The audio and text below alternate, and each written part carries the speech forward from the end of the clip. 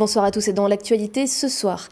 Dans moins de 3 semaines, le premier réacteur de la centrale de Fessenheim s'arrêtera.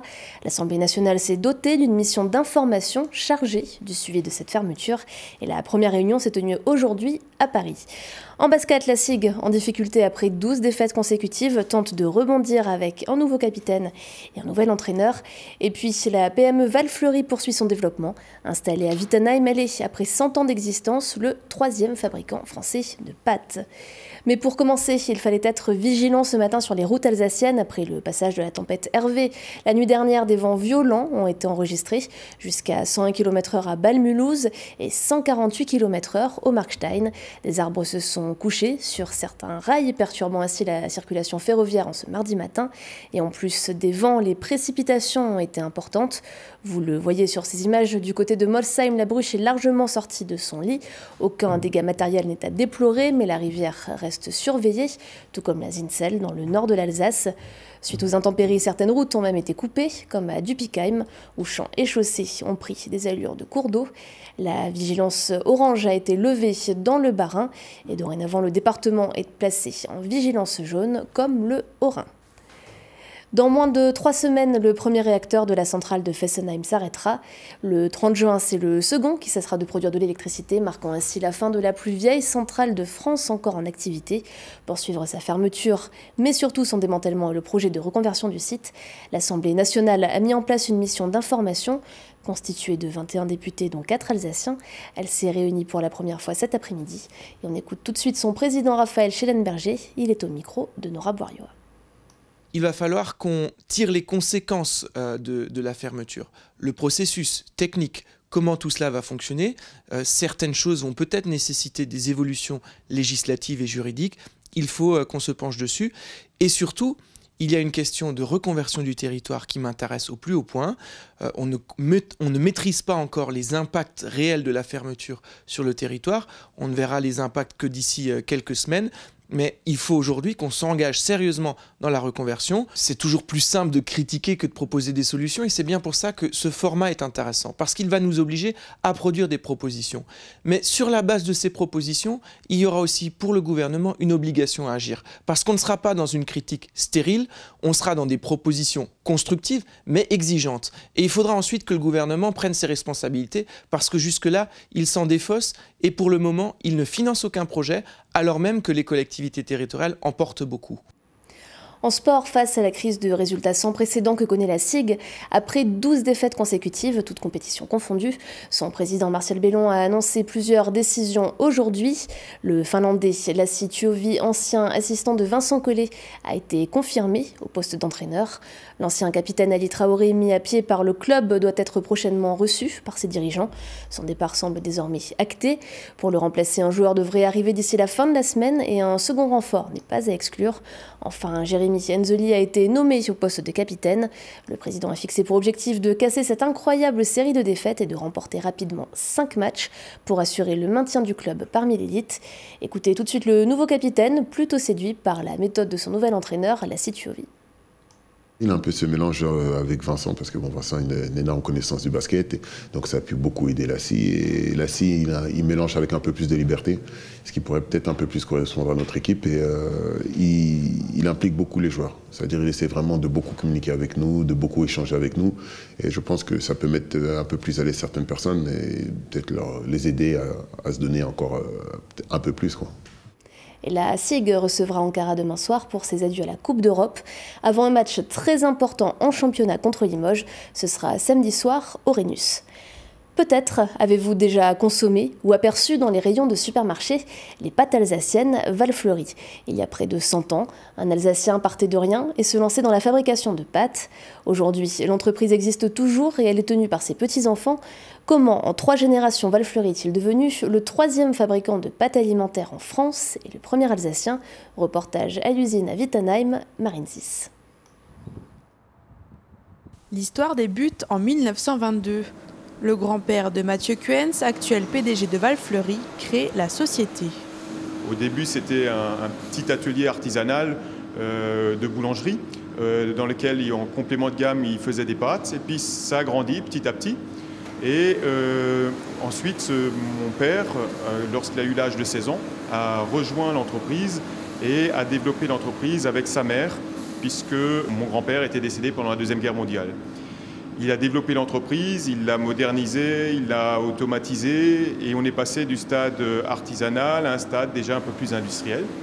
Aujourd'hui, c'est dans cette usine de 14 000 m² que sont fabriquées les pâtes.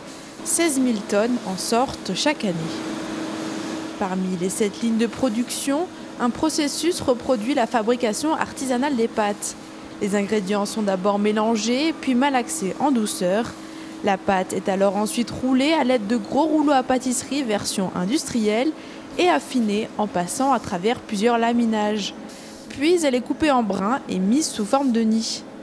Les pâtes sont presque prêtes, il reste encore une dernière étape avant l'emballage. La pâte au départ contient à peu près 30% d'eau et à la fin elle aura plus que 12%. Donc il faut les sécher dans les sécheurs. Et ensuite ces pâtes vont être stockées dans des silos intermédiaires et ensuite vont être soutirées par le personnel de Val-Fleury pour pouvoir être mises dans les sachets. L'entreprise produit à la fois pour sa propre marque et pour des marques de distributeurs. Val-Fleury, c'est 40 variétés de pâtes. Parmi les dernières nées, des pâtes bio riches en légumes qui ont demandé 6 mois de réflexion. Là, on a 350 grammes de légumes dans un sachet de 250 grammes et ici, on a 400 grammes de légumes dans un sachet de 250 grammes. Donc, c'est vraiment pas juste une aromatisation avec un poupouille de légumes, c'est un vrai apport de légumes au niveau nutritionnel. On a testé différentes quantités de légumes, on a fait des choix de légumes, lesquels se marient les mieux ensemble au niveau du goût, lesquels se marient le mieux ensemble au niveau de la couleur. Quelle quantité de légumes il faut mettre à chaque fois dans la pâte pour qu'on sente bien le légume mais que ce ne soit pas trop fort. Un équilibre finalement trouvé après avoir fait tester notamment en interne auprès du personnel. Dans 2 ans, l'entreprise fêtera son centenaire et qui sait, d'ici là, la famille aura peut-être imaginé encore une nouvelle gamme de pâtes. La choucrouterie bientôt au patrimoine de la ville de Strasbourg. Des textes, vidéos et documents représentant près de 40 ans d'histoire du théâtre strasbourgeois viennent d'entrer aux archives municipales. Un fonds documentaire qui sera bientôt visible par le grand public. Fanny Kunz nous en dit plus.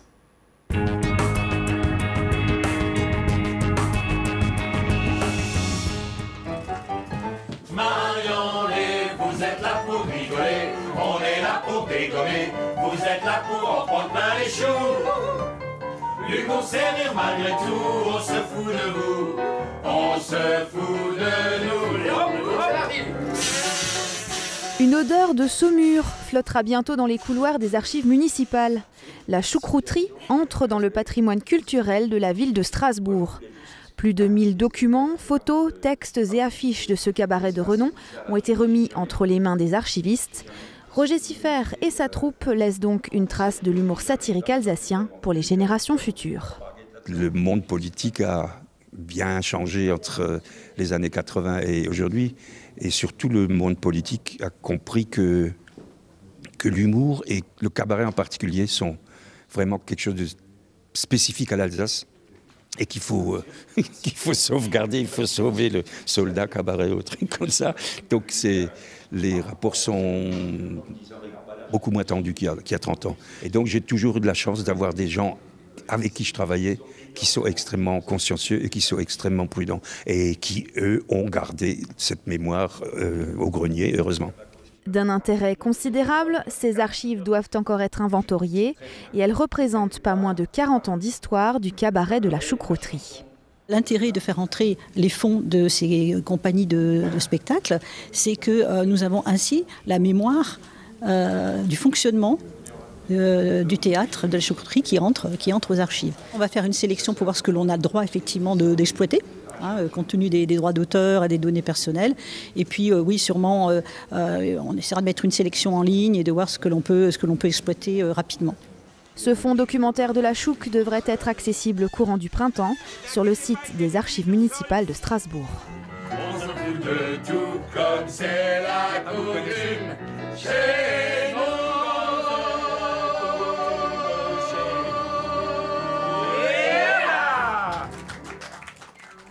Et pour terminer ce journal, c'est l'heure de l'image du jour. Elle est signée Oliviane. L'Institut Montaigne est une plateforme indépendante de réflexion et de propositions consacrée aux politiques publiques en France. Et il vient d'étudier les 11 premières villes, et Strasbourg s'en tire plutôt bien. La population de la ville s'élève en 2018 à 281 512 habitants, en hausse de 1,7% par rapport à 2014. Celle de l'Eurométropole frise désormais le demi-million. Les dépenses de la ville de Strasbourg s'élevaient à 497 millions en 2018, soit 1 767 € par habitant, un niveau comparable aux villes de la même taille, avec toutefois des dépenses de fonctionnement et surtout de personnel plus élevées. Les recettes, elles, ont fortement progressé, la hausse des impôts ayant compensé la baisse des dotations de l'État. Résultat, la dette de la ville baisse, alors que celle de l'Eurométropole progresse. Mais globalement, l'Institut Montaigne considère que les deux entités disposent, je cite, d'une situation financière globalement saine.